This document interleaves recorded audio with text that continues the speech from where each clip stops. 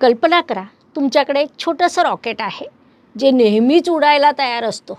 हा मुलगा म्हणजे उत्साह, धडपड, हट्ट आणि मी करू शकतो या आत्मविश्वासाचं परिपूर्ण पॅकेज. मुलाला कसं सांभाळाल? ऊर्जेचा स्फोट हा शांत बसणाऱ्यांपैकी नाही. नवीन काहीतरी शोधायचं, शिकायचं, करायचं याची त्याला तहान असते. त्याला थांबवू नका, उलट त्याच्या उत्साहाला योग्य दिशा द्या. मी करू शकतो हा मंत्र मेष मुलगा चॅलेंज आवडणारा असतो.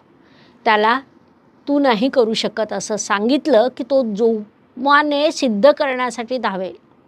त्यामुळे त्याच्या आत्मविश्वासाला बळ द्या. थोडासा हट्टी पण मनाने गोड.